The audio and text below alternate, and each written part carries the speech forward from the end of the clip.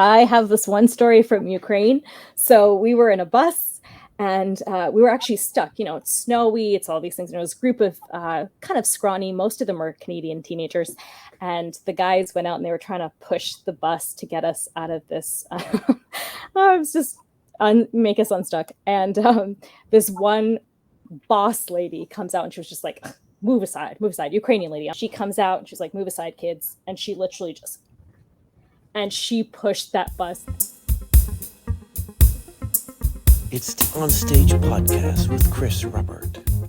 Welcome to another podcast. It's like 31, 32 degrees outside. And our guest today, Natasha Barbieri. Hi, Chris. Hello. Hi, Natasha. How are you doing? I'm doing well. The tables have turned. Just give us a little backstory, Natasha, of who you are and where we started. Yeah. As you mentioned, really turning the tables. I'm so used to interviewing people, so I really have to think about this. But yeah, I'm just a kid, grew up loving music. My father was a pastor, so we sang a lot in his church. And then about 10, I discovered Charlotte Church, and that kind of just changed everything for me. I wanted to be a singer. I really saw that as being a possibility, discovered classical crossover. And the genre has kind of taken over my life. So I went to university, I studied classical voice, I did my degree in that. But this genre, it's just always been coming back to this. And, I thought of doing opera, but my love was always here. And the love, it just spilled out. I had so many artists that I was a huge fan of that I created an online magazine called Classical Crossover Magazine. And it's literally because I'm a huge nerdy fan of everyone. And I just wanted to promote this genre and continue to sing for myself as well. Because I started this podcast because I had taken an effective communications course. And during the pandemic, thinking, when am I going to be able to use this? The social distancing, we can't really be in this. So I said, why don't we just, start a podcast? So I decided who we're going to have on our podcast, and I got my friend to be on the podcast, and she was great. And I said, oh, there's something to this. And then I just started from there, and now I'm almost at episode 50, and I love it. So I'm pretty happy about that. It's been good, right? To just be able to break out of our little home zone and get to meet other people again. My thing is always go for it. Because I've been surprised that sometimes like some artists that you think maybe would be more accessible, and they come with like a lot of how many views is this going to get, like very strict questions. Whereas like someone like Sarah Brightman, no questions at all. There was just, and you just feel like I'm never going to get it. She's never going to say yes to that. But it was totally fine. So I think it can't hurt you to just ask, and you'll be surprised what happens sometimes. You had guests on there. I'm thinking, wait a minute, I reached out to them. How come they said yes to Natasha? Oh, because she's a woman. That's why. Yeah. I think it's just probably the name of it, Classical Crossover Magazine, since it's so niche that we don't really have that many outlets specifically for classical crossover. So that's one thing that we kind of have going at the moment. Also, I don't know if you know Janny Rawlingson. She has a radio program, same kind of thing. She has a classical crossover show. So it's so niche that people are kind of like, yeah, I guess we'll give them a chance, which we get lucky sometimes. But you're awesome. I really like your questioning, like how you do things. I've learned so much about how to talk to people. Effective communication course has really helped me to talk to people. It's those connections, and you have to get them when they have something to promote, because that I've learned. I was chasing Russell Watson for a long time. He was one of my favorites when I started listening to this genre. And it was always non-responsive for him until he did an album with Ala Jones and he had to promote it. And then we were able to get him. So you just got to know when to go in there. So there's definitely people on my list that I keep. I have my dream list for sure. I have Andrea Bocelli, Josh Groban, the crossover greats. And I guess if I could have people that were outside of the genre, more like Broadway, Megan Hilty. One day you will see Matteo Bocelli on my podcast. That's it. Yeah, his son is wonderful. Matteo is wonderful. The magazine, I basically do everything myself. Recently, I had a friend that was like, well, maybe we should start doing advertising something. So he's kind of taking it that direction, because for years it's just been just me doing everything. And then I do have a couple people write columns. So we have the wonderful Joanna Forrest and Grace Foley. And then actually the podcast, it was supposed to be Natasha Hardy. So she started out doing that for us, and she just got so busy with her own thing. And I was like, well, I guess I'll do it. And that's just kind of how we rolled with it from then on. Because I thought Natasha did a great job, but it just, the way it worked with her schedule, I just picked it up. So Haley Westenra, that was someone I requested, and they said the same kind of thing. She doesn't have anything to come out with right now. Oh, yeah. Which makes sense, right? So, and then she kind of went quiet for a couple years. So yeah, that figures, but just got to keep persistent, and who knows, you might get it. Charlotte Church is another one on my list. I think it would just be so fascinating because there's been so much rumors about how her voice was destroyed, but really I think her voice is fine. And she just wanted to go a different direction just because, you know, you grow up and you like different things, your tastes change. So I would love to speak with Charlotte. I think that would be fascinating. I was a LeAnn Rimes fan, and then her music started to get a little bit too rocky. So I'm like, no. Well, Charlotte, it's been very interesting because she went from, you know, obviously it was this beautiful classical, then her Enchantment album was kind of Broadway, and then she went like pop with Tissues and Issues, and then kind of now she's doing her own thing. So it's just interesting to see. And now I think she has different layers, and some of them are actually like choirs and stuff. So I think that crossover influence is coming back a little bit to her singing. Yeah. So can you explain to us exactly what is classical crossover? Yes, and I will stumble over it because it's basically, the idea is you have to have some part of classical music and mix it with any other popular genre, or I guess folk isn't that popular, so it could be any other genre, but you need to have some kind of roots in classical. So what you'll mainly see is someone that maybe was trained classically, and then they'll do a pop piece, and they'll do it with, you know, the operatic sound, the taller vowels, and heavy orchestration. On the flip side, what you might see is someone with a pop voice that's doing an opera aria in a completely new way. So it's basically, it has to have some connection to classical music, but really the sky is the limit. You can do whatever you want. I've been sent stuff where it's artists doing R&B with opera. You can do anything you want, really. Okay, I think I know what you're talking about. That's sort of like if you did a cover of How Do I Live Without You by LeAnn Rimes. Would that be considered classical crossover? Because you're not just a classical opera star, but you're also going to sing maybe your song by Elton John, right? Yeah, and it's just like the way that you're singing. Like I said, mainly one of the big differences between pop and classical singing is the vowels. So it's very spread in pop. It's E, and it's taller and classical. And the other thing is the vibrato. So vibrato tends to be more constant in classical singing, where in pop, it's kind of like you hold out the note and then you bring in the vibrato at the end. So it's different little things like that. So you would sing it more in a classical way, although you also have freedom. But, and again, it's a lot of the orchestration. You're going to have a lot of violins, a lot of all these things, as opposed to having a small band and a lot of percussion. So, yeah. So what made you think that you were a mezzo-soprano, not just a soprano? Well, this has always been a debate, but it's basically, so we have what's called tessitura, and that's kind of your most comfortable staying. So my range is very similar to my sister's, who's this wonderful soprano. The difference is that she can sit on high notes for days and days and days, and she's fine up there. I will die. So I am more comfortable in the middle range. That's where I really feel free. That's where I feel like I can really tell a story, is that range. And then with a high note at the end, but not the whole song, staying up there. Yeah, somebody told me a mezzo-soprano was a lazy soprano. Is that true? I 100% disagree with that. I've heard that before, and it's completely wrong, because also you have the size of your chords are physically different between someone that's a very light voice and someone who's a heavier voice. Mm-hmm. So, and again, the tessitura, it really plays a big part. You don't find it being such a big deal in popular music where you can change your songs to any key. But when you're going to perform in an opera and you have to do a whole show, no microphone, in this range, you need to be in a comfortable range that you're going to be the entire, opera, and they won't change the key for you. So no, it's totally different. I disagree with that.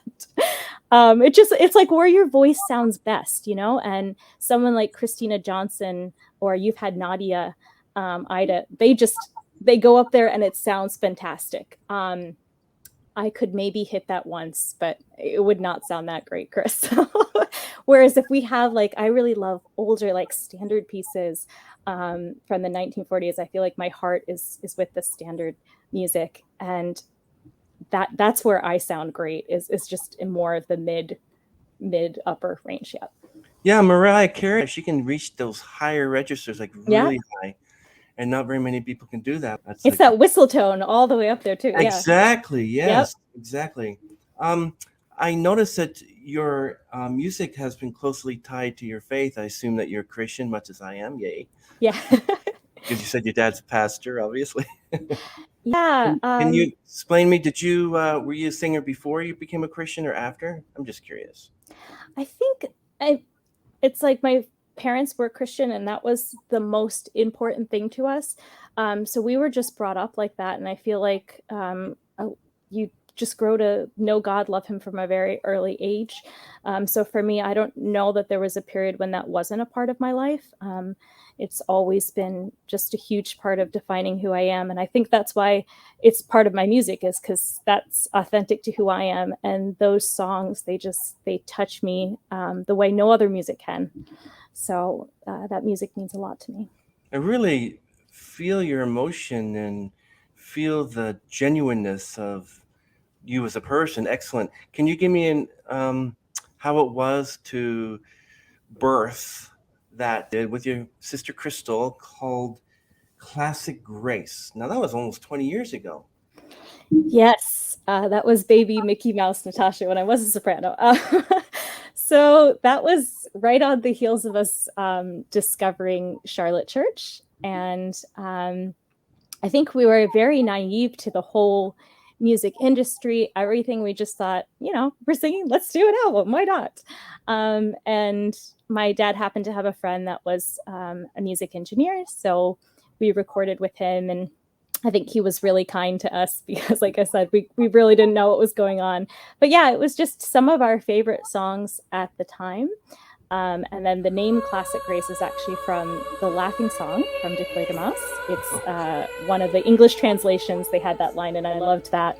And it kind of fit the, sacred music and also classical. So yeah, my sister is my favorite duet partner to sing with. She's amazing. I wish she would become a full-time singer because she is absolutely amazing. And yeah, that was just two kids singing for the love of it and having a great time. When you and Crystal are singing, how's your harmonization? Did you sound good with her?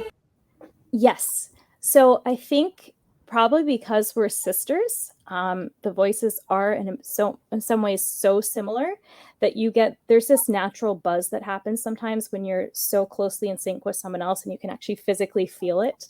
And we've had that together. And I think it's just fun too, because we'll trade off. For some reason, she has the higher voices, but I always hear the higher harmonies. So, and we just kind of will like tap the other one. You're like, you do melody, I'm going up. And that's just something you can't really have with someone you haven't spent that much of time with. And obviously being sisters, I mean, we were homeschooled together. We were pastors' kids together. We spent so much time together. And then we also trained musically when we were younger at the conservatory and all these places together. So yeah, we just have a bond that I think it's impossible to replicate at this point, and we just have a blast. Because your Safe TV president, Carlos Padero, invited you to perform on his show. So that must have been something. You guys must have been jumping up and down, screaming, and excitement. Yes, it was awesome. So we, in our faith, we're Seventh-day Adventists, and they have a couple of kind of core channels that are run by Seventh-day Adventists. So we were very privileged to be on 3ABN. We did this performance, and Carlos heard us, and he really took us under his wing.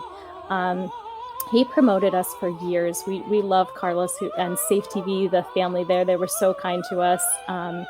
And we really appreciate it. He would just, every time we'd have a convention, we'd walk by the booth, and he was playing our episodes over and over again. And it was interesting because the way they didn't have the capacity to record live at that time, so you had to lip sync. And I think we were pretty awful at the lip syncing part.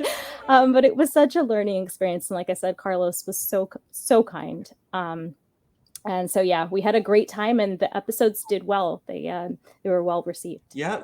And you won a Silver Angel Award in music, which include Roy Rogers, Randy Travis. Wow. Yeah. That was pretty cool. Those episodes won that award in music, and it was pretty awesome, actually. I don't know if you can see, I have the award back. Yeah, wow. It was a halo. It was like an angel. And I don't know if it's ironic or what, but over the years it broke, so it's missing a part of the halo there. But yeah, it was a wonderful experience. Your dad sings too? No, I mean, not as a performer. He did sing. He had actually wonderful voice. But I think when you're kids, you don't necessarily appreciate it, so we would tease him a bit. But he really brought so much music into our lives, and I just remember always being in the car and hearing him sing these different songs. And when you really think about why I'm like, a lot of country music appeals to me, actually, and it's because of my father. He really loved Jim Reeves. He loved these beautiful songs. Even the Holy City, I remember him singing the Holy City, completely different to how I sing it, but he really brought that music forward. So yeah, my dad, he did have a beautiful voice. Unfortunately, we were kids and we didn't appreciate it, but yeah. Now, I'm amazed that you literally not only performed in Canada, but you performed in Ukraine as well? Yes. Wow. My dad's, my grandma on that side is from Ukraine. Well, she's passed now, but yeah, so we went over it was like a youth orchestra, and we sang at these different places. And what an incredible experience. The Ukrainian people, I think their culture, they're so warm.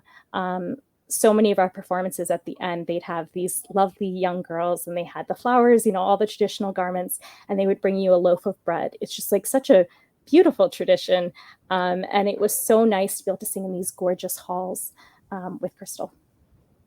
Yeah, it's terrible what's going on there now with people are so displaced. And the Cardinal Birds, they were a band in Ukraine who performed from Kiev. They were from Kiev, and it just, everything's gone. They couldn't even do it anymore. It was terrible.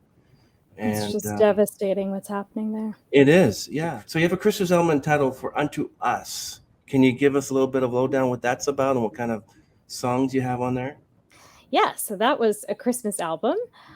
So just all your traditional favorites. Oh, Holy Night. I did as a solo Gabriel's Message. That was one of my mom's favorites. Gabriel from heaven came. His wings as drifted snow, his eyes as flame. All hail, city, thou lowly maiden Mary, most highly favored lady, Gloria. And then my sister did Mary's Boy Child, and that's actually got a ton of views on YouTube. If you look her up singing that, that's good. Obviously her voice, like I'm telling her, it just resonates with people. But anyways, the title song was from Handel's Messiah.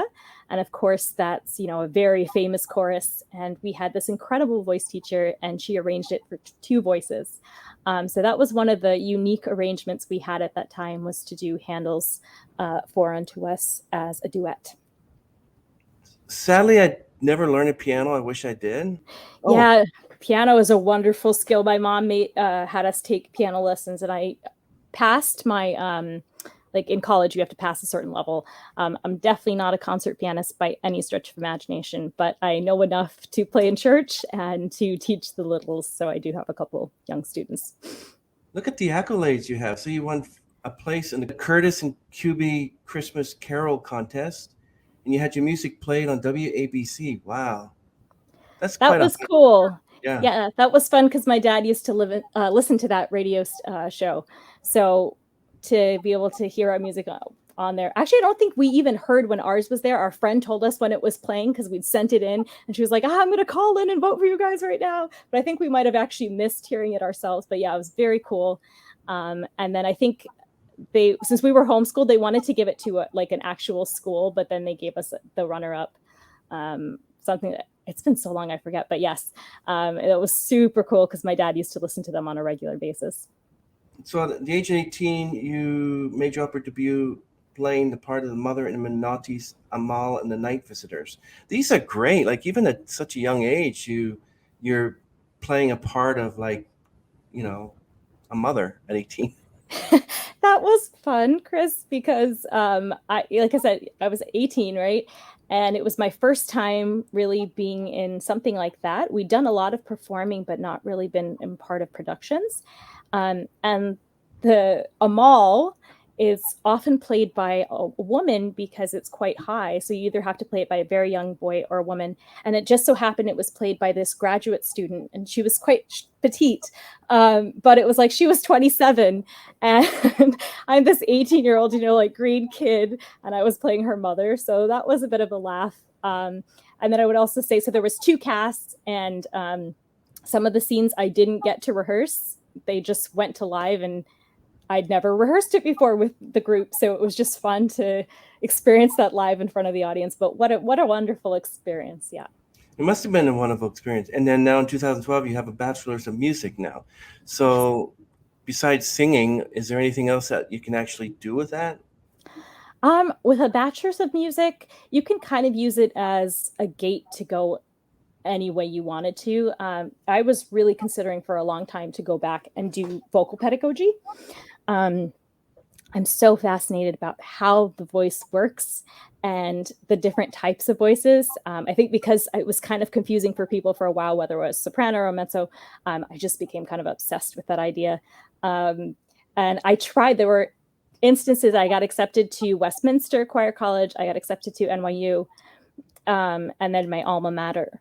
But it never worked out timing wise. I was going to get married at one point. So it was like too far from him. And then it was, close, all these different things. It just didn't work. And I think in a way it was good for me because I admire opera singers so much. I think they are incredible, but I don't think it was the right path for me personally. And so I think by not doing that, I actually was able to really embrace my love for crossover and do what I think is more authentic to me and to my voice. So yeah, I just encourage everyone. I know it's like the thing to do is you need to go and you need to be in these master programs, and then you need to be part of these young artist programs and all these things. But everyone's path is really different. And I think just find what works for you and create your own opportunities as you're able to. How do you practice? Do you have a studio in your house, or do you have to go outside of the area to sing? I am fortunate that, yes, I'm able to sing in my apartment. So I have my piano here. So I can sing. I also work remotely, so I sing a lot during work. So yeah, I do a lot of singing here. And then I also teach locally. So there's a little studio there. Probably couldn't sing out as much there just because there's other classes happening. So you can't really do the classical numbers there. But yeah, it's good. I have another chance to practice over there. I'm reading about that you and your sister Crystal have released a 3rd album called The Sound of Home. Can you give us a little bit of background on that one? Yeah, so that album, it was for my dad. My dad passed away.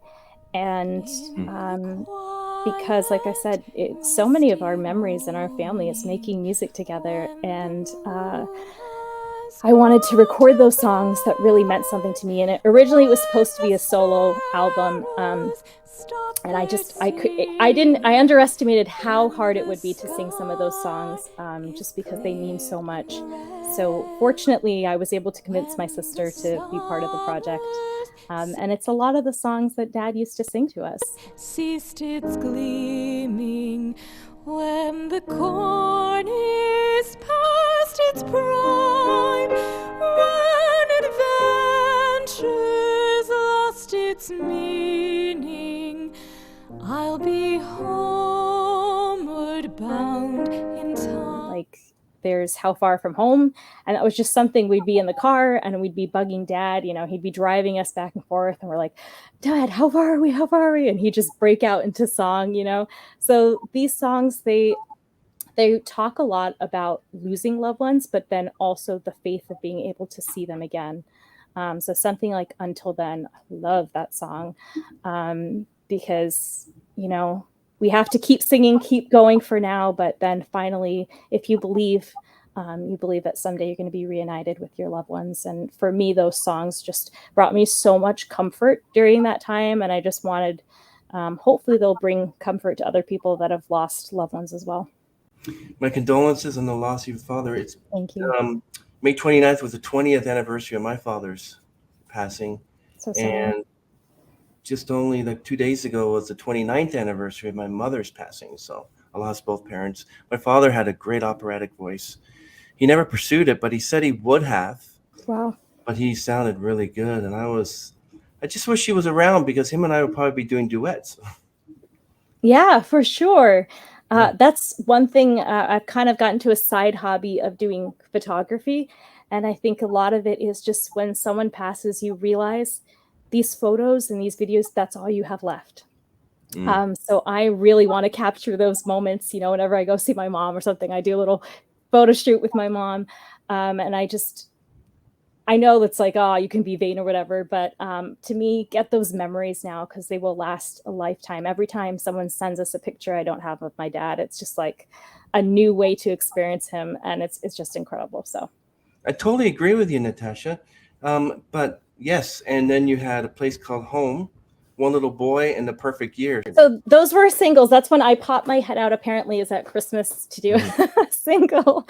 So A Place Called Home is by Alan Menken, and that is from his Christmas Carol musical. I was auditioning for the role and actually discovered that song, loved it so much. Didn't get the role, but loved it. Partly, I think, because they had a dance audition and I cannot dance. And I just got up there and I was twirling, I was doing whatever. But yeah, the faking it till it make it didn't work in that role. But anyways, the next one, One Little Boy, is from another Scrooge adaptation called The Stingiest Man in Town. And I actually did play The Ghost of Christmas Present, which again, I'm like a petite young lady. And I think it's supposed to be this big jolly man singing that. But anyways, I got the opportunity. So I fell in love with it. It's just the value of one person that Scrooge didn't see, and then he discovers by the end of it. And then The Perfect Year is from Sunset Boulevard. And I don't have a great story for that one because I've actually never watched Sunset Boulevard, ashamedly. But I just loved it. I thought it was beautiful. And yeah, so for that one, I used a cover with my wonderful husband as the picture. And yeah, I think it's just a beautiful song. That sounds wonderful. So yes, now your online concert series for the magazine, you started that during the COVID-19 pandemic. Whatever made you come up with that idea? I have always wanted to do concerts. I tried when I was in college, and I put a couple together. And, you know, it's a process of putting them together. We did it. One was for St. Jude's Hospital, and we just didn't get as many people out as we wanted, you know, though it was a great cause. So I was still learning all this stuff, and I've always wanted to revise it. But then, you know, I moved to a 4-year school and then went to work and started teaching, all these different things. So when I realized we could possibly do it online, I was just like, yes, we got to try this. And I was so excited, like a kid in a candy shop, to see people sign up for that. And I think some of the people that have been part of it, like Alex from Celtic Women, it's just kind of mind blowing that she would agree to something like that. And that has been one of my favorite things about doing the magazine. And that's one thing I wish Dad could have seen. I think he would have got a kick out of that a bit. But yeah, it's just been so wonderful. And people have been so receptive. The artists have been so receptive to doing things. That's another case of just ask. You never know what's going to happen. And it's been a delight. I have a ball every time we do one of those. So I would say, Chris, I don't know if you feel the same way. I feel like the temperature is definitely changing. So now people are getting their live work back, which is wonderful. They're getting out, they're doing those shows. So I've definitely noticed it's changing. And some of the artists that would be my go-tos, because I would know they'd be right on time, they'd have something, they're on tour right now. So I can't go to them. But it's interesting because then you start to get new people. But I would say, for 2 of the concerts we've done so far, we've had to adjust the timeline just because people, again, work starts coming up and they're not able to get their videos. So we've just been we pushed the Songs of Inspiration concert, and we were able to do that one. And I'm doing the same for our movies and musicals, just to fit everyone in. But I think it's still going to be a good show. I just think it's going to be a little different. The participants will be different. And something I would love to start doing, and I'm just trying to get willing people. So maybe Chris, if you're in the area, I'll film you. I don't know. But what I want to start doing is doing more of recording ourselves. So recording people, and then we'll have that as an exclusive. So that's my long-term goal. I'd love to do that, some behind the scene rather. So yeah, I need local willing victims to practice my videography and photography on, and then we can use that for the magazine. Because that's what they're doing, live performances. And maybe I got into this podcasting a little late in the game, but now everyone's doing everything performance-wise. Like I think Nadia Eide, she started getting things coming in, and now she's enjoying it. So. Oh yeah, she's just constantly, I see pictures of her on tour, just having a wonderful time. But I think the thing, Chris, is so many podcasts popped up during the COVID time, but if you notice, then they also died out. So I think that hopefully for us, the thing that will keep us going is that you stay consistent. And then people do have projects they need to promote, and then they come back. So. Yeah, exactly. Thanks for that little bit of information. For some people, I really wanted to be on the podcast. I had to look forward and say, I can't do it now, but can you book me in 2 months from now? Yep. So now I started booking in November and December. So, hey, I want you so badly, I'm willing to book you in next summer. Yeah, for sure. Yeah. Yep. So that's great. I really love your classical crossover magazine, and thank you. People that you have, like Barbara Padilla and Alex Sharp, Lucy Kay, all these other. Excellent. Great. And your latest release is The Perfect Year. Yes. Yes. So these are wonderful, actually. One Little Boy, yeah, Please Go Home. We were just discussing that. And I'm kind of in this stage of experimentation right now. So I've worked with a couple different engineers. I did one thing with Crossover Records, and then I'm just working with another wonderful gentleman. So we're going to see. I'm going to do a little experimentation. I'd like to get maybe a bit of a backlog before I start releasing things, but more music to come. But I also have 4 or 5 good covers, and I'm trying to figure out which one would be a good one to do first. So I'm actually looking forward to that. Are you recording from your home as well, or? Yeah. Yep. I use what is called like an iPhone app called Smool Sing, and you sing with different people all around the world. So it's pretty good. I love it. So what cities provide the most opportunities for aspiring opera singers? Opera singers?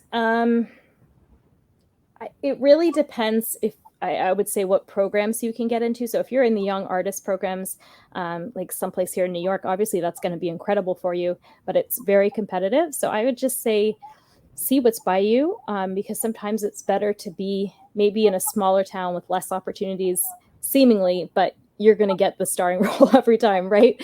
As opposed to coming to New York and maybe being always cast as, singing the chorus or something. So definitely explore what's available to you locally, and make your own opportunities. I keep saying that because I feel like people are, companies are afraid to put their money out to do something, but most local churches are happy to have you come and do a concert at their church. Another thing I love to do, haven't done it since the pandemic, but hopefully they open it soon, is perform for people in like retirement centers and that kind of thing. That's a wonderful way to learn how to perform, and they're so awesome. They're so appreciative. Even if you do a terrible job, they're so kind to you. And I think it's a wonderful thing you can do. So the one thing I would like to do more of, I would say, and I haven't seen so much in the US, is performing for veterans. In the UK, there's so much of it, and I would love to do that. But like I tried to reach out, I couldn't find the same kind of groups. And to be as a part of, what's that organization? The very famous one, USO. To be a part of that, they require some kind, like you have to be famous to be a part of it. But that's something I would like to create more opportunities around, as performances for veterans. Yeah. Back in the 80s, I was actually part of a men's group, and we went to old folks' home. We were singing Christian songs. Just up my street, we have something called a Living Arts Center, where they have like open mic night. And then there's a theater just up there starting to do auditions. I might actually thinking of trying out for their Chitty Chitty Bang Bang in February. Oh, nice. Or Matilda, I think, is coming up too.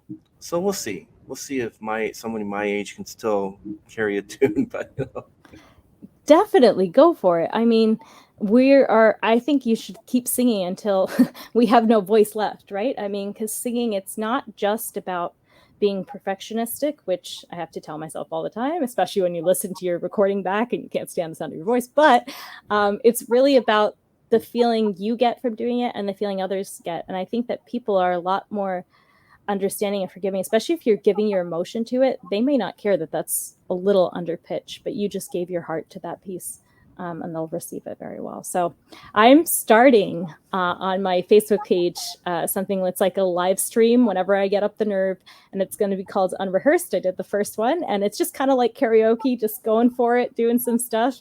And I think that'll be a good way to get me back into performing, because over COVID, basically all I've done is online and then at church. So that's my effort, is Unrehearsed. So check by my Facebook page and you can. So is it under your name, Natasha? It is under A Singing Wife. I feel like that's easier to spell than my last name, Barbieri. So all of my socials are under A Singing Wife. Okay, well, I'm on it now, so I'll look for that. Thank you. Yeah, no, Facebook they really try to block the business pages unless you're paying for ads. So I think you have to actually go into a person's page and like star them as a favorite for them to even show up in your feed, basically, which is unfortunate, but that's kind of how it gets. I think TikTok is a little bit more easy to make an impact right now, but I'm not so great at being TikTok. I'm trying to understand it. So. I just joined TikTok 3 weeks ago and I've been avoiding it and I'm already sick of it. But some people very well. I think Ellen Williams, she's just a beautiful singer to begin with. Oh, yeah. And her TikToks are very cute. They're snappy. Some people get the hang of it right away. So yeah, follow Ellen, guys. She knows what she's doing on TikTok. Yeah, Ellen Williams Soprano on Instagram, I think, as well. Yeah. So Natasha, how do you keep your voice in good shape? Do you go out of your way to talk less since you became a singer? I think it's just making sure, for me, I've always had a problem with acid reflux, so trying to keep that under control, because that can be really bad for a singer. And just trying to sing in a healthy way. I actually do, because I work remotely, I do spend a lot of time I guess I'm not speaking. So I do get quite rests, but just trying to be conscious. I think everyone's voice is also different. So you can do everything right. But I think some people, they can just sing for like a whole day and never get tired. Some people, they sing a couple hours and they need to stop. So I think it's just knowing your voice and feeling those things and going, okay, for today, I need to stop. Today's a rest day or something, and just really respecting your voice and your limits. Well, I know that we mentioned about you practicing singing in your home, even during work. Yeah. But how do your neighbors feel about it? So I'm very lucky. So we rent we're a separate apartment, but we rent from my in-laws. So my father-in-law is a singer. He loves singing. So he's okay with me belting anytime. They're really cool about it, fortunately. But yeah, I would say the normal apartment situation would not be as forgiving as of me singing as much. And I try to be conscious. Obviously, I'm not going to sing at 10 o'clock at night or 6 in the morning either. But he does sometimes. He sings quite early. So before you are singing, let's say you went out and you did a performance, what kind of training is required to perform? I think you really need to know your piece. Just practice a lot. And when it comes to your technique, it will fail you when you get nervous, unless it's really muscle memory. So you just have to be very consistent with it. To this day, sometimes I'll get nervous and I'll just feel my breath going, and then suddenly you're breathing up here. So you have to really remind yourself, okay, breathe low, ground yourself a little bit. But I would say the best thing that you can do when you're singing is to sing with intentionality, really feel the music. And that's the thing that I think probably has kept me the most, is because I can get into my head a little bit too much of being technical and thinking, where am I placing it now? What position is my tongue in? All these kinds of things. But I think when you really sing from the heart with intentionality on each phrase, it sounds better, you're freer, and I just think it's better for you as a performer. Is it really possible to shatter a glass with your voice? I've heard other people do it, yeah. Have I ever done it? No. Have you ever had a catastrophe in a performance? Like it didn't go right or?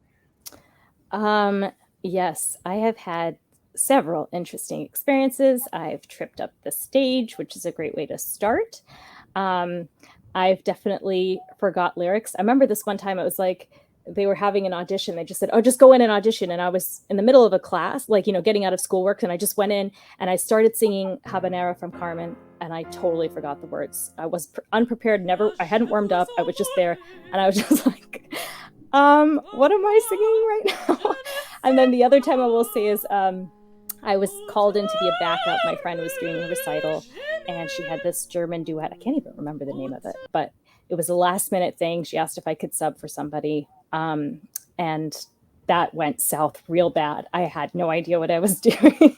So that was probably one of the more embarrassing moments, I'll have to say. That's interesting because, people who don't like opera, the album or musical that you would give someone to change their minds on that was Carmen. Carmen, yes. And that was my party piece too. I don't know how I forgot it, but I did. And Habanera is one of the most famous songs ever written. So yes, I think people would change their minds about opera because Habanera is about a sexy gypsy who makes men fall in love with her. I have this whole spiel about Carmen too. I feel like she gets such a bad rap. It's like, oh, she's a terrible person. But I think she was basically just a woman ahead of her time where she was kind of saying, no sometimes. And that's actually why the person in the opera gets mad at her, is that she said no. And I think she's a very interesting character, and it's always been painted one way, but I think that she was just a modern woman in that respect. Do opera singers smoke? Like, have you ever seen an opera singer smoke before performance? I have never seen an opera singer smoke. And everything that we hear is no smoking, no drinking before a performance, and no dairy before a performance.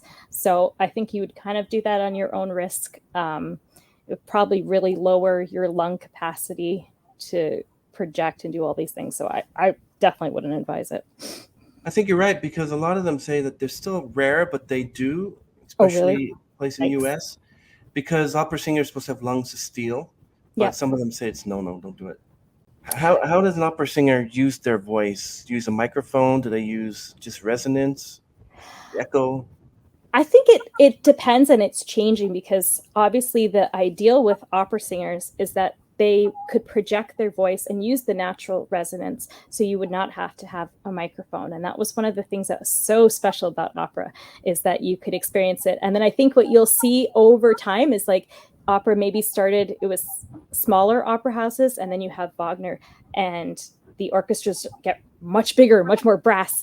So you need these specific dramatic voices that can cut over that. But even so, I think it keeps getting bigger and bigger. So like when you have an outdoor open air concert, there's just no way to naturally project over the sound of, the air, people chatting, doing everything. So it really depends on the situation. But the uniqueness of opera, that was one of the wonderful things about the voice, and something that you have to experience live, you can't get in a recording, is just that ability of them naturally to use all their resonators and not hold it back, just let it go out to the audience. So that's the goal. Like I said, it depends on where the performance is taking place. Something like Renee Fleming performed, when she performed the national anthem, there's just no possible human way, but she did it live and she was incredible. So. Do you think there's a peak age for an opera singer? And do you think there's an age that the human voice begins to deteriorate? So they always kind of say 30s and 40s as your peak. But again, it depends on the voice type. So if you are a light coloratura, your early 20s are your perfect time for getting out there and doing those ingenue roles and making a name for yourself. If you are a bigger voice, it's definitely going to be later in life that you start. I think my voice is not huge dramatic. There have been questions whether it's dramatic, but it's bigger than a coloratura for sure. So it definitely matured a little later than my sister. And I think as far as deterioration, you hear beautiful recordings of, for example, Kristen Flagstad, who is a famous opera singer, well into, I think it was her 60s, and she just sounds incredible. So it's really about your technique. And again, every voice is different. So there's some people you really have to take care of your voice. You might have a more fragile voice than other people, the same way with athletes. So you really have to take care of it. If you do take care of your voice, I don't see any reason why you can't keep singing, as long as you can keep talking. So yeah. Has there ever been a time that there was a competition in your, like, say, they said, Natasha, you're not good for this part, we're going to give it to such and such? So I haven't done a lot of auditioning, but I have done, it was a competition with, well, it wasn't, I guess it was a competition, but it was classical singer, but it was more, they provided feedback from the judges. So it was actually kind of funny because half the judges were like, oh, your legato is not very good. And then the other judge was like, oh, your legato is incredible. So it really depends on who your judges are and what you're doing. But I did audition for, what was it?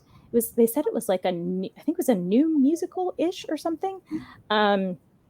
And I didn't get all the way with that for sure. And like I mentioned, the A Christmas Carol, I didn't get all the way with that either. I think I got further in, but not to the final. But yeah, I think for me, auditions it's hard. So that's why I'm more of a create your own opportunity kind of person. Because I don't read that well the first time. I get very nervous. Very nervous. So for auditioning in me has not always gone that well.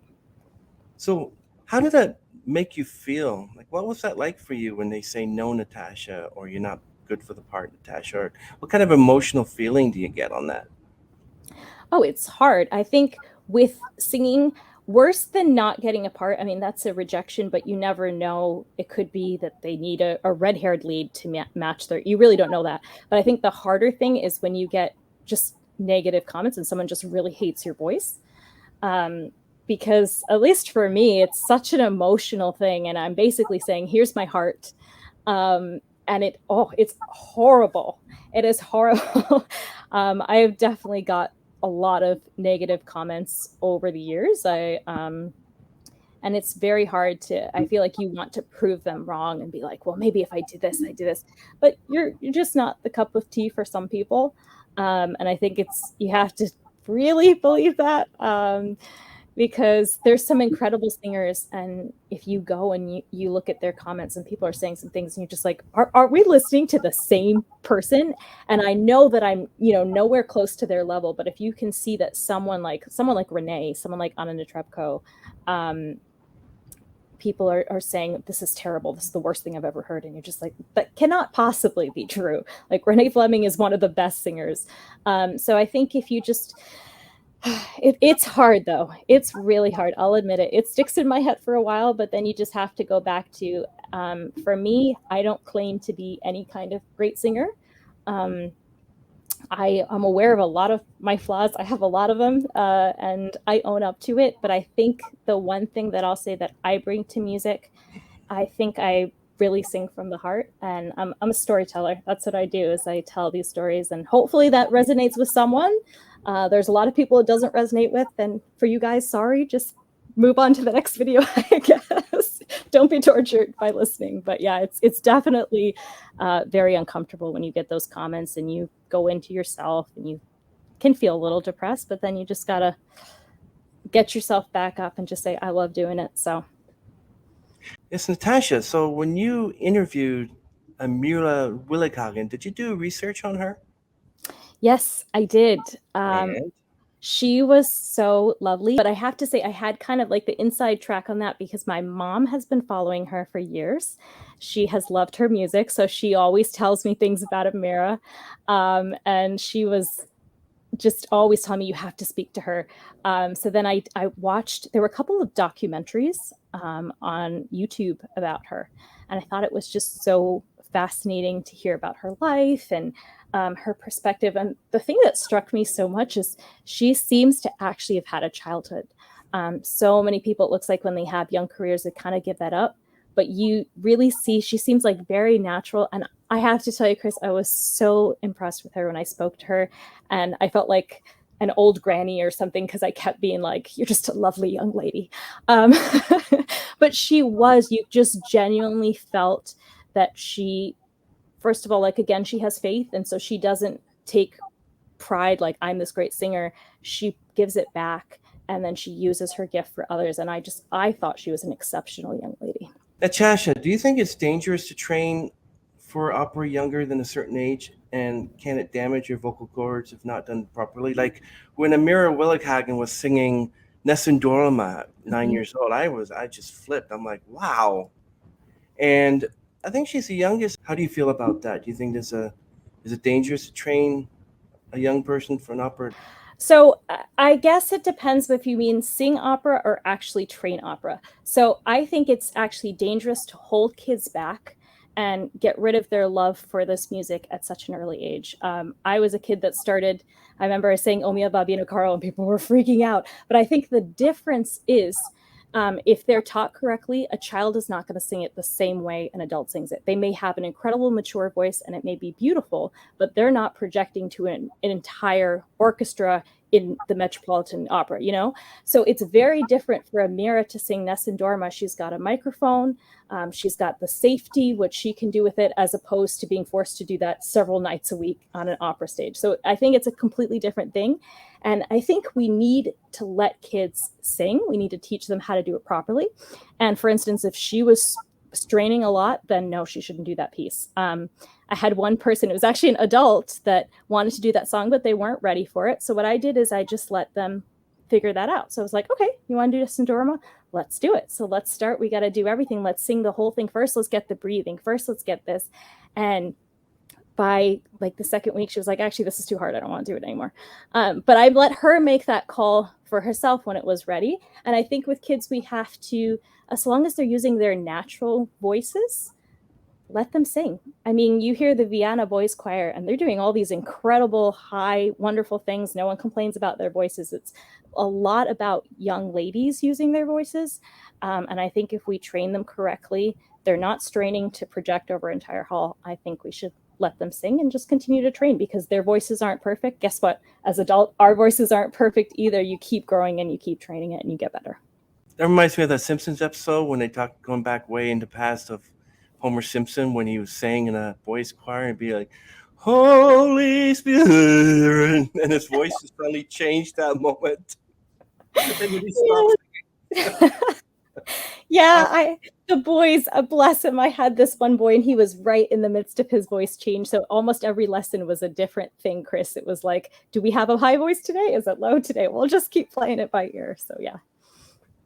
Yeah, how's your Nessun Dorma? I don't think I do a wonderful job on it.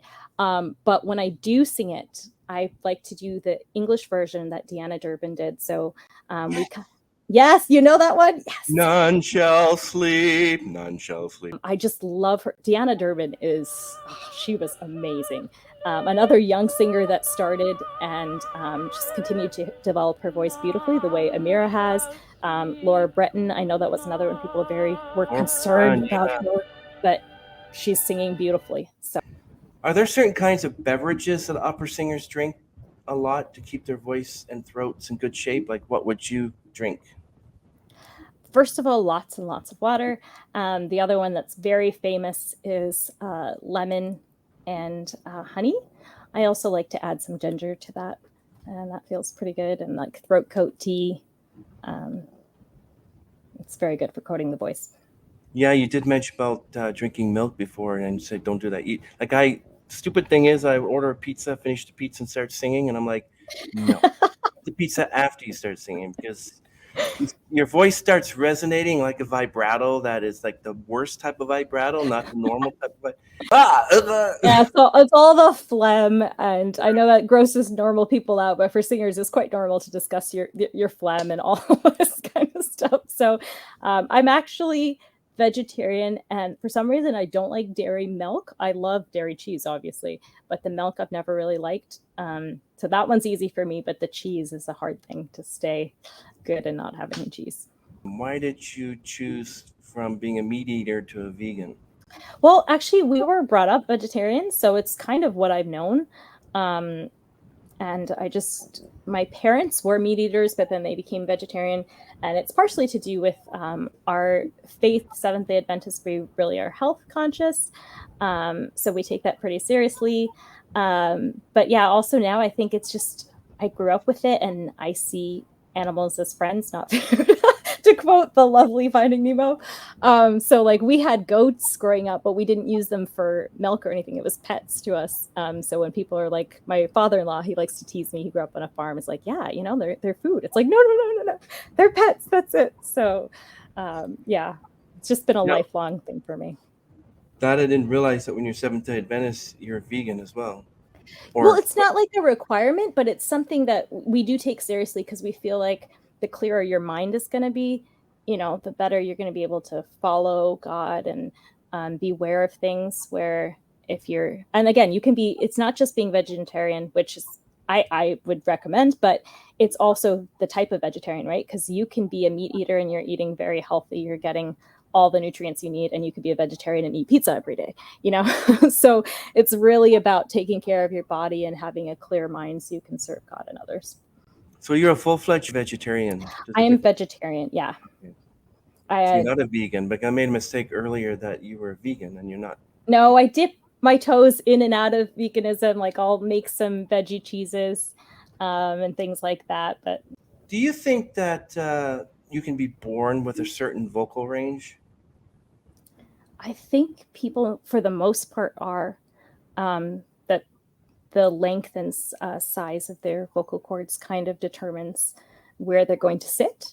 And then I think with training, you can extend that to your fullest ability. So maybe an untrained person is only able to use a little bit of their potential range. And as you train, it gets more and more.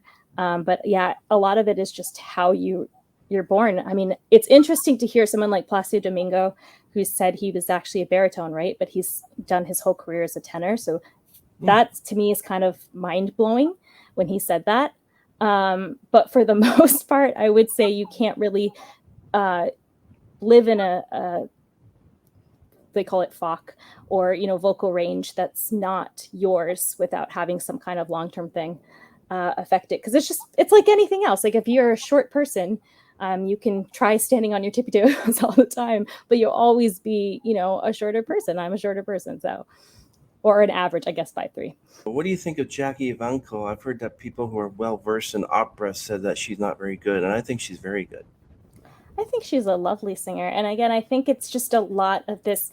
People hear someone singing young and they get this notion, the voice is destroyed, it's terrible, blah, blah, blah. Like I said, does Jackie Evancho have perfect technique? No. Do most opera singers have perfect technique? No. Go to your local opera theater. They're going to be wonderful, but are they perfect? No. So I just think that people are really hard on young singers. I think Jackie is lovely. And I think she's recently done a single, A Case of You or something. Her voice sounds free. It sounds beautiful. So wish her all the best. And I think people just need to be kinder to younger musicians and encourage them and show them when they are having a bad technique, show them how to fix it.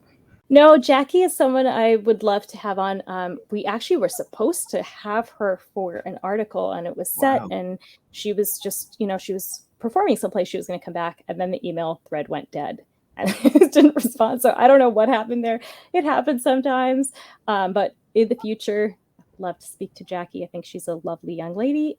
She's accomplished a lot, had to deal with a lot of online attention, all kinds of things during her growing up stage. And I think even now she's come out and mentioned some of her struggles. So anytime, I would love to speak with her.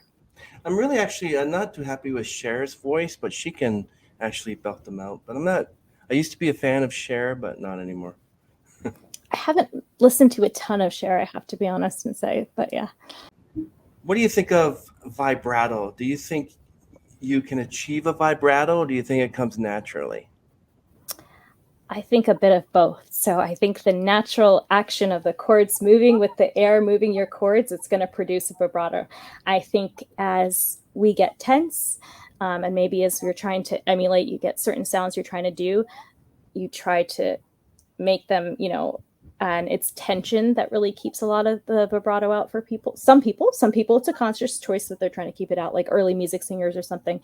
But I think the freest way is to have some vibrato, just because that's what happens. That's the motion. When the air passes through your chords, they move.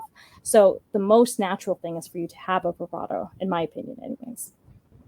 If a classically trained singer came up to you and said, I want to sing opera, are there any specific techniques and abilities required that make it challenging for some people who otherwise have a good voice? To sing opera, I just think it's kind of like anything else, but you're really going to have to work on the breathing. And it also depends on kind of if you fit the image of that fox. So like I was saying, the coloraturas, they kind of have certain images for certain things.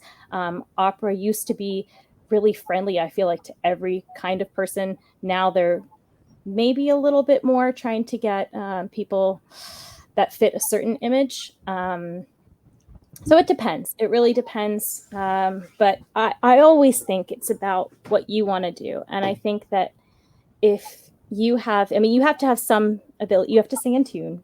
You have to be able to hit the range, these different kinds of things that are kind of preliminaries. But if you can do those, a lot of it is going to be how much effort you're willing to put into it. Because what is the saying? It's like work beats talent when talent is barely working, or something like that. And I think if you do have some natural ability, you continue to hone them, then whatever people want, whatever their thoughts are, you can break through.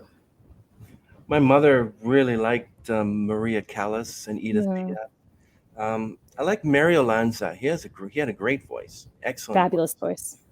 So you said you like Deanna Durbin. What do you think of Jeanette MacDonald or Catherine Grayson? So I think it's Jeanette MacDonald. I feel like the recordings are a little older, right? So it's a little harder to tell vocal quality. So I don't hear as much of the richness that I hear in Deanna. I feel like it's a more rounded voice. But I love all of the early music. And of course, Jeanette MacDonald was in Naughty Marietta, and it has some wonderful music. And Catherine Grayson, she was in Showboat, some fantastic music there. I think if we think a little bit about the vibrato, though, I think they're a little faster with their vibratos. And I just tend to like Deanna Durbin is a little bit more even. And it just, I love her. She's my favorite from the time. Also, Anna Moffo. I don't know. She was more like the 60s. I don't know if you've heard her.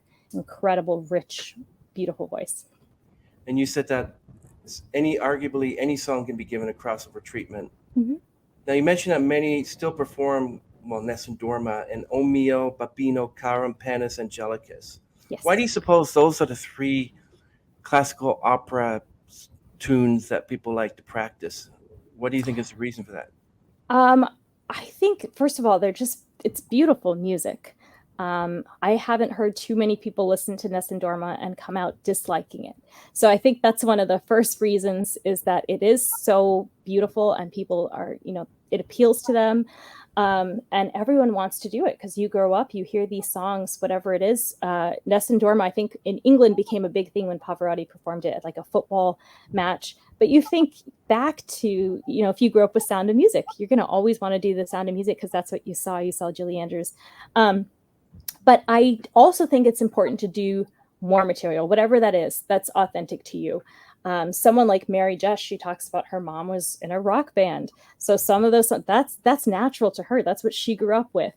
And everyone has their different influences. And I think we need to expand it, because if everyone just does PAs, they do Amazing Grace.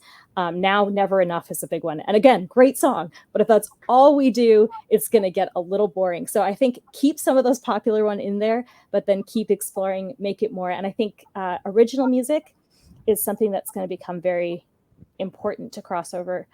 We need more original music. I am not a songwriter. I need to work on that. But the people that are doing it, it makes a big difference to really expand the catalog. Even though we could do anything, we're kind of narrowing ourselves with I think country music needs to be covered a lot more. I think the melodies are so strong and beautiful that it would fit crossover so well. So there's a lot of options out there. What did you think of Laura Wright or Katherine Jenkins? I like Katherine Jenkins. another wonderful performer. And I think Catherine has had real staying power, because when you think about it, the labels are really there to support you for one record or maybe two. And then they, if you're not giving them enough, they kind of go off to the next thing. And I think Catherine is an excellent businesswoman, and she continues to invent opportunities for herself. I think she's just got the power to stay. Catherine is wonderful. And then Laura, I enjoyed her since she came out with All Angels. And it had a beautiful, beautiful sound. And I think she's also really found her own path, which is exciting to see. The Sound of Strength album, I think it's called.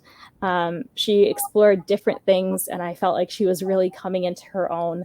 I admire Laura a lot. And another person on my list to speak to, I think we've only done like email interviews, so I would love to speak to her as well. What do you think is the difference between a chest voice and head voice? What do you think is most important?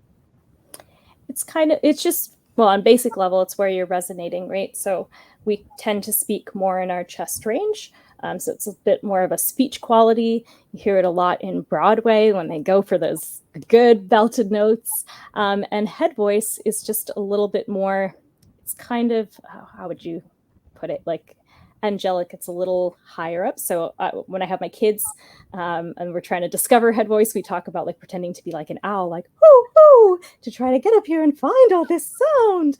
And it's important too, because it's like a more beautiful, I'm trying to put it in really simple terms. So like the chest voice is a lot, I guess, more rough, and the top voice is a lot smoother.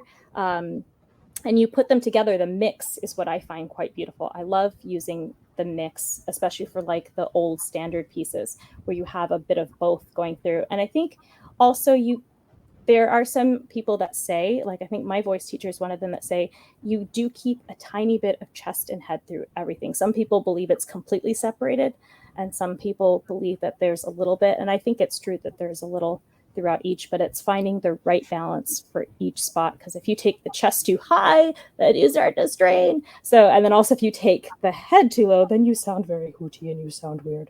So I think it's finding the right balance. We all seem to just sing in Italian opera. Have you ever thought of singing in a different language? Well, the thing that's so appealing about Italian is the vowels. Like I mentioned before, tall vowels is so important to classical singing. It helps to create that sound that we think of as operatic.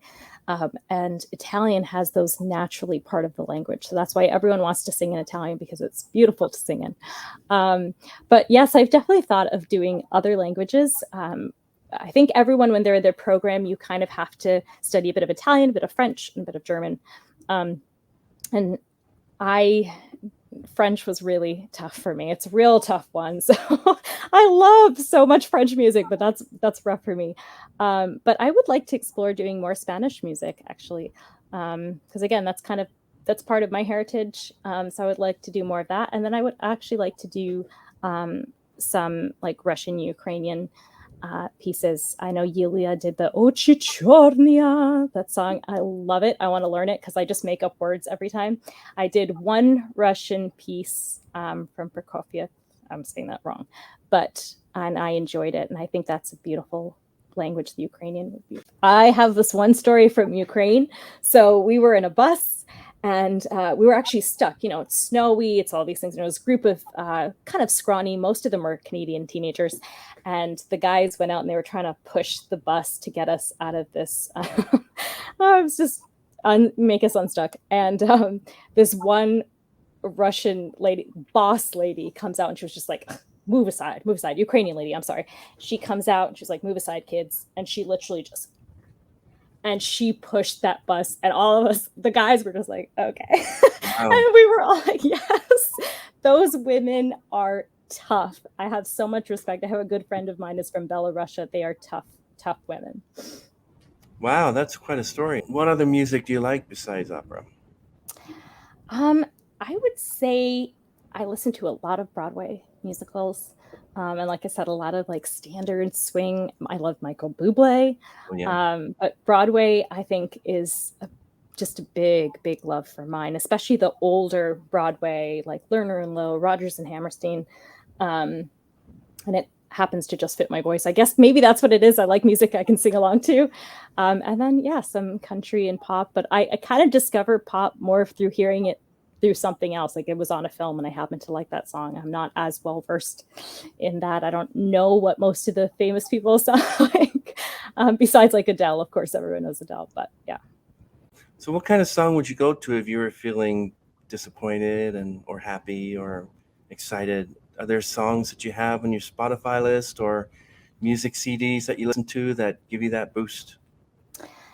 Boost. One of the songs I love that's just a feel-good anthem is Bold, Brave, and Beautiful by Anna Hawkins. Wow. And I love that because it kind of talks about the artist struggle and how you, at least for me, I don't know, I grew up, I saw Charlotte achieve so much at such a young age, saw Haley do the same, saw Jackie do the same, and then you start feeling like, oh, another year older and I haven't achieved. And she has this great line in there that says, there's no expiring date on me. And that, I go to that song a lot. I love that. The other one that's great is from the like TV musical Smash, and it's also called Secondhand Baby Grand, and it has something out, another line. It's like, something secondhand and broken, I still have something beautiful to give. And I love that because we're imperfect, but our scars and everything make us who we are. And I think it gives us a perspective that I certainly didn't have when I was 10 and singing I Dreamed a Dream in my room and, crying, but not understanding anything to do with it. Yeah. Who's your favorite famous singer? Favorite famous singer? Ooh, that is hard. I think I'll just say vocals that I would love to steal for a day would be Audra McDonald and Anna Moffo. They are just, I think it's so rich, so beautiful. So maybe that would be my favorite vocalist, but I have so many. And I have to say those who have contributed to Classical Cross Magazine, of course, I have to. They're incredible. But as far as men, maybe Russell Watson and Michael Bublé, maybe. What do you think of heavy metal music, and what do you think of rap? Heavy metal. So my husband is a metal fan, so I have to be very careful saying no. It's not, the screaming portion is not my cup of tea personally, just not my oral aesthetic. But I have a lot of respect for the technique of those who do it well, because it is a technique to do that. But someone like Amy Lee, yes, I would love that. But the screaming portion, it doesn't really appeal to me. I like a lot of beauty in the voice, so that's not really my cup of tea.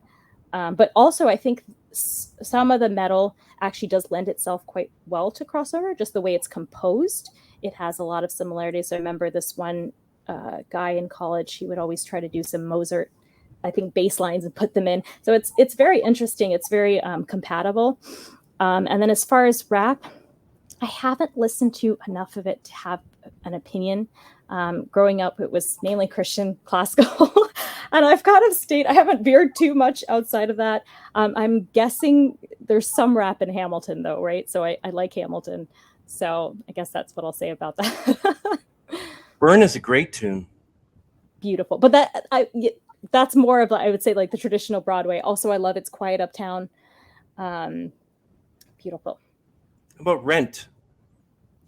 Rent has some great music in it. Tango Maureen and Light My Candle, my favorite. Oh, yeah. Some good music there. I haven't seen like the stage production, but I've seen the film a few times. Yeah. Dear Evan Hansen, Only Us, and You Will Be Found. You Will Be Found. Oh, yes. You Will Be Found. Oh, yeah. I mean, that's a song to go to when you feel down. That's a song that'll lift you right back up. Yeah. Have you ever sang for kids at a school? Yes. A couple of times. Yeah.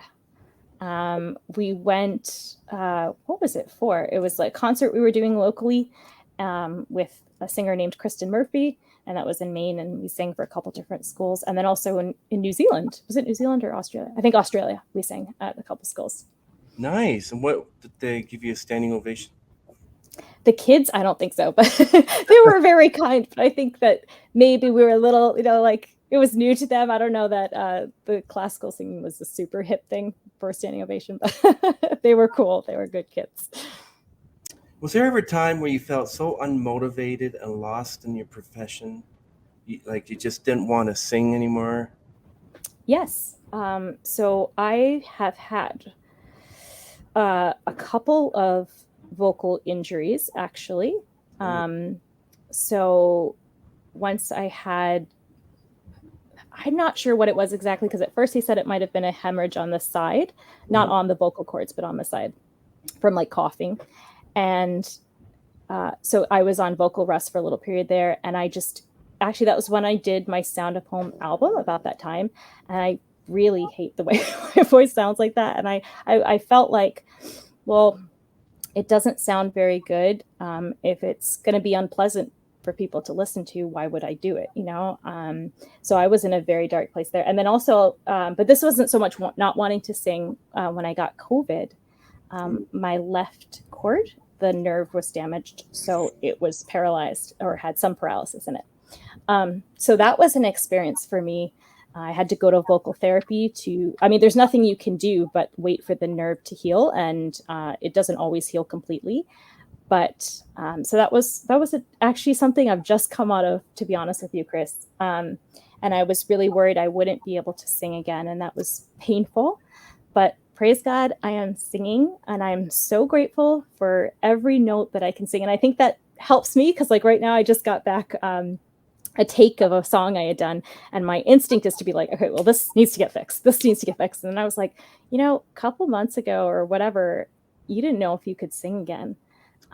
You're singing, be happy, and I am so grateful for every note. But yeah, I would say that it tends to be, if it's something like when you get sick, and then obviously I had it to the extreme, but it just, you kind of get very down on yourself anyways, when it's something that's kind of outside of your control. And like when it was the nerve, there was just nothing I could do.